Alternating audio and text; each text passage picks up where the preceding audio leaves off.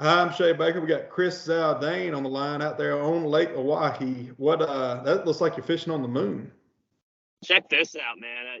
Before we took the Skype call here, I kind of tucked into this nice little lagoon, and man, it with the water being low, this really reminds me of like a Lake Mead or a Lake Mojave or Havasu. Some of those those Arizona, Nevada, Western desert lakes, man. I mean, literally, Lake Oahe, the whole South Dakota, the whole state of South Dakota is literally like if you were to get a plate of granite, take a hammer to it, and just crack it right down the middle. That's what Lake Oahe is in South Dakota. South Dakota is so flat, and there's just one giant crack right down the middle of it, and that is Lake Oahe, 200 something miles long. It is huge. It's pretty wild. Like just looking over your shoulder there, it almost looks like pea gravel or something, but gray like slate. Yeah, normally like on the Great Lakes or some of those Tennessee River lakes or whatever, just like this gravel behind me. Normally that's like shell and shell bar. I mean, that is just straight up gravel about the size of, like it's pea gravel. There's some baseball size gravel there. I mean, it is, and like if you look at the background, I mean, it's just it's flat, flat, flat for miles and miles. We are absolutely in the Great Plains. Is there any vegetation in the water? Anything? What kind of contour do y'all have to work with? Anything? No, zero. I mean, zero. And if you were to look at Lake Oahe on a map, it's approximately 2.5, 3 miles wide. And it just goes straight north south. I think it's somewhere around 200 miles long from dam to the upper reach of the lake. But there's really no like arms or runoff or it's nothing like our traditional lakes are, man. It's just really no other lake or no other river system I could really compare it to.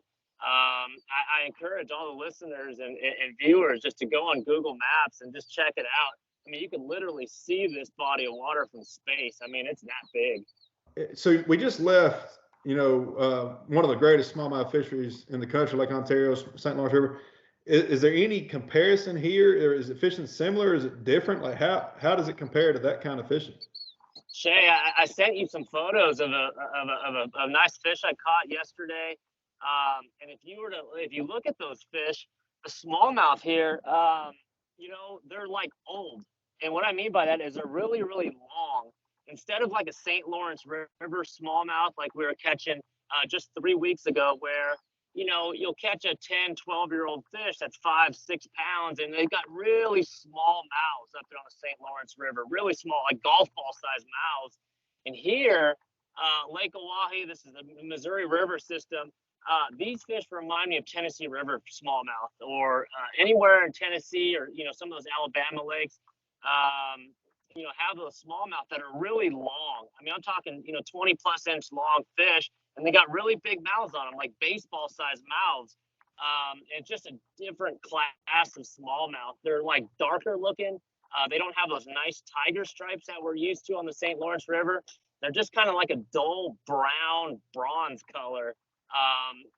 But what those are some of the differences. But some of the similarities, they're mean. They're absolutely mean.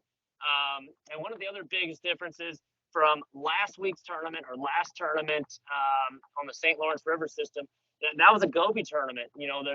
All the fish eat gobies, period. Out here on Lake Oahe, I mean, they are straight up pelagic bait fish chasers. I talked to one of the guys yesterday who literally caught it like a 4.5 pound smallmouth. And he goes, Zaldain, you're going to like this, dude. Look at this picture. It spit up a legit 8 to 9 inch. I don't even know what it was. It wasn't a shad. It wasn't a gizzard shad. It was either a lake herring or a rainbow smelt. It was giant. It was huge. As soon as I saw that, I pulled out one of my guys right there, and I got a couple bites on it here today. But these are straight up bait fish chasers. Not the little bait. I mean, they chase big, giant 5, 6, 7, 8 inch bait fish all around this place. Well, I saw you got the big single hook bait there in your hand. Is it with their mouths being bigger? Are you able to fish that better, you think? I made a little adjustment here. Yeah, this is one of the swim baits that we've been working hard on. The rigging, I can't really show you the rigging. It's going through a couple we're going through different renditions, and we're even talking about patenting it. It's so good. I could simply change with this quick little view right here. I could simply change the hook. So these being smallmouth right here, I'm using a 3/0 size hook. A couple tournaments ago, I was using this exact same bait on Pickwick Lake. I was using a 5 and 6/0 hook. So I could simply just make that hook adjustment, and I could land these big smallmouth here. Is it going to be a lot of what we usually see for smallmouth, even though it's way over there? I mean, are you going to have drop shots, jerk baits, that little hair jig, that kind of stuff? Man, that's a good question, Shaye. My phone's been kind of blowing up, and guys have been texting me. It's not so. You heard of guys free practicing here. A lot of guys came here last year at this exact time. First week of August. And there were reports of 20+ pound days every single day here when guys came in pre-practice last year. This year is a completely different story. I had a couple guys reach out to me that fished it last year during this time, and they said it is nothing like it was last year, whether that's the water level difference, whether that's that really hot summer that we've had. But the fishing, it isn't that, it's not like on fire.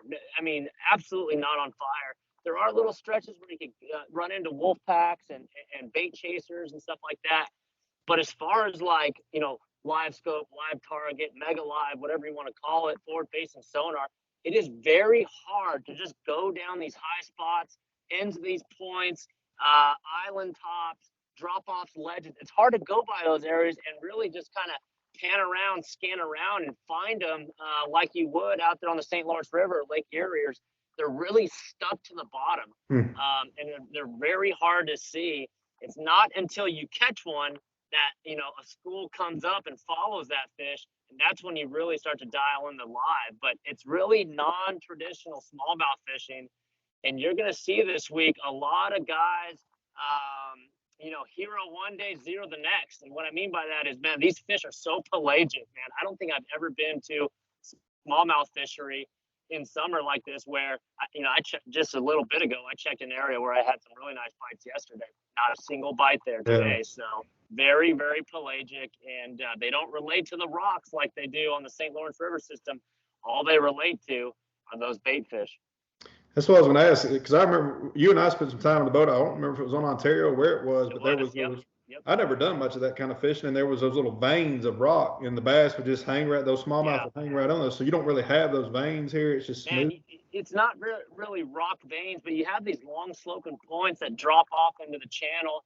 There's some sporadic rock. Like if you look back, I don't know if you can see it back over there, but there's one giant boulder back there, and you see some of that stuff out there off some of those points.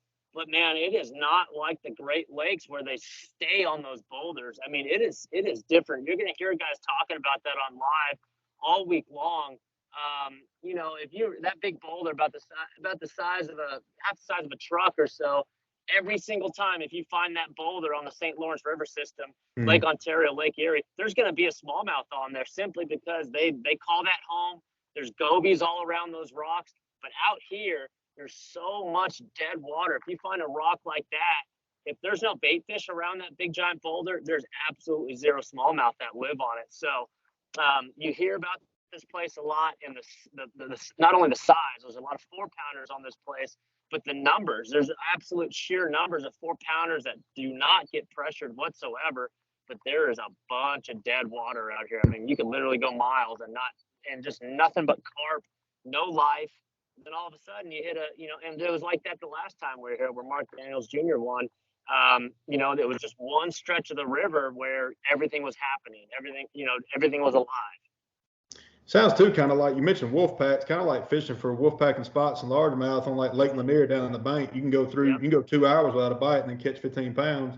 All of a sudden, boom, there they are. And I had a little instance yesterday where, I was reeling a drop shot in, and it looked like a giant Alabama rig of smallmouth coming up and sharking it, and I just pulled it away from them. But again, I just checked that area just a little bit ago, and I didn't have a single bite. So on a place like this, I normally don't recheck areas I got bites in the first day of practice. I normally leave all that stuff alone, but on a place like this, it's just reassuring kind of my approach. And these, again, man, they're just so pelagic, and I'm not afraid to talk about it because the hardest part about this week is going to be putting in the work when it counts during the tournament, kind of establishing kind of the type of contours, that they relate to. But I plan on fishing a whole bunch of new water during the tournament simply because they're only relating to bait fish. Yeah. Well, Chris, appreciate you taking the time to hang out with us. Sounds like you got a little something working, but it's going to be hard to establish a pattern. It sounds like there. It's going to be fun to watch live. Hopefully, the guys, the JM crew, and all the live cameras have service. It's going to be really interesting to see. And my predictions are you're going to have like one stretch of the lake where there's going to be several guys in the top 10 fishing their turn, and doing well during, throughout the whole week. It's just the way it's going, whether it be like a Clearwater stretch or just a bait fish loaded stretch. You're going to see several guys in like one general stretch of this lake, and hopefully it's me who finds that winning kind of stretch of the river. But I know one thing: I'm fully prepared. I got all my 13 fishing rods, and I got the swim baits, I got all the reaction baits, got my drop shots, got the traditional stuff. So head on a swivel this week. You got to keep an open mind. You got to cover a lot of water. Sounds good, Chris. Appreciate it. Good luck out there. Thanks, guys. All right, that was some fantastic information from Chris Zaldain on Lake Oahe. Now we're going to do a little quick social media roundup, thanks to all of our very active anglers on social media, and check out some of the sites in South Dakota on the drive and around Lake Oahe. So coming first up is Buddy Gross here, gives us a good look at kind of the, I guess, prairie land. I don't really know. It does not look like anything I've ever seen in Alabama. The roads go on for miles and miles. Really beautiful country. I'd like to go, actually covering this one from downtown Reeltown, Alabama. So we're doing a little social media roundup, Next up, Drew Cook shows us that there are apparently some really long, dusty gravel highways in South Dakota. That's a little different. Swindle doing the same. This is probably Lulu out the window. But showing us some of that dusty roads that they have out in South Dakota. So apparently, you can do a highway out of gravel. Jason Christie saw a mule deer while driving down the road. That's pretty cool. Just old mule deer sitting there doing his thing. So not much more you can say about that. What else? Some other interesting things. This is from David Williams. Apparently the National Guard decided they wanted to build a bridge out of floating pontoon looking things. I've heard of this being done, never seen it. I guess David had not seen it either, so he recorded it for us. Pretty cool, actually. Watch it just pop open.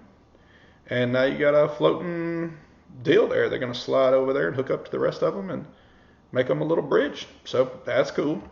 What else we got going on around the lake? Sagussie, Jeff Gustafson gives us a real good look at how Oahe can get a little nasty. He's out there in the Lund and it's taking it well. But we're going to probably see some pretty rough water again here if the wind blows at all this week. And it looks like it was blowing pretty good there in practice. Moving around to Matt Airy, he gives us a good look at the lake, and he described it as fishing on the moon. And I'd say that's a pretty fair description. If you kind of look around, it's pretty desolate around there. There's a whole lot of nothing, whole lot of not a lot around Lake Oahe, but beautiful at the same time. Here's a little shot from Jason Christie backing his boat in. Another good shot of the lake, kind of give you an idea of what it looks like. The water is 3 or 4 feet down, I believe, at least compared to where they were when they were there last year pre-practice. What else? This was pretty cool. Matty Wong, he apparently caught himself some dinner and did a thing. So he threw them in the cooler and then catch and release in the grease that night. So that sounds pretty lovely. I'm a little jealous. Yeah, so that's a good bit of what's going on out there. Another pretty cool sighting. Gussie apparently didn't catch any bass this day, but he did spot some wild bison on the shores of Lake Oahe. So this is definitely going to be a little bit of a different tournament compared to what we're used to. But a lot of big smallmouth to be caught too. Not a lot of guys posting pics yet, but they will be as practice winds down. And we can guarantee there's going to be some big ones that come across the stage this weekend. So Going to be a great event. Really looking forward to it. And yeah, that's all I've got for you for the practice update from Lake Oahe.